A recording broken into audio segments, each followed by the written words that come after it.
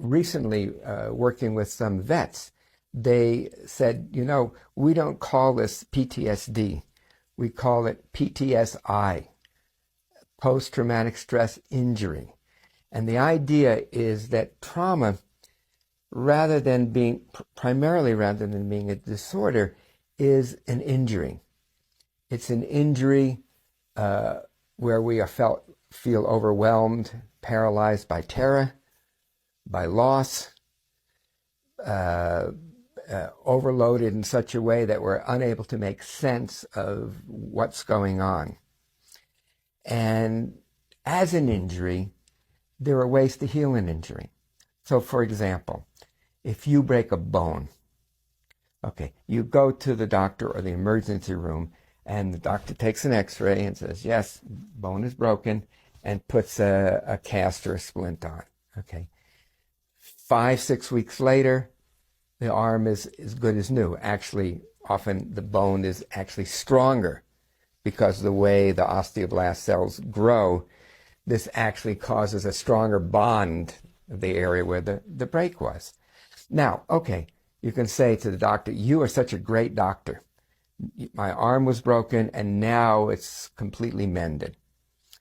But really, what did the doctor do? The doctor provided the support which engaged the body's own capacity to heal. And that's really more or less how I look at trauma, how I look at the injury of trauma.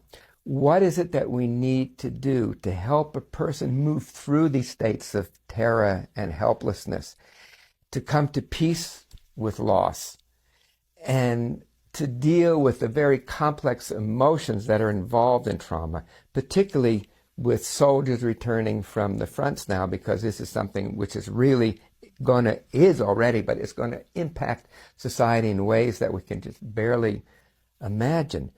And so how to help people work with these feelings of terror, of boredom, of seeing killing, of killing, of being blown up by bombs and so forth, how to make not even sense of it, how to re-engage the nervous system back into normal life, to being with family, to being with friends, to being with children. So really, for me, work with trauma is about seeing what the injury is and finding the solution that helps support the innate healing that all human beings exhibit, to rebound, to become resilient again after these overwhelming events.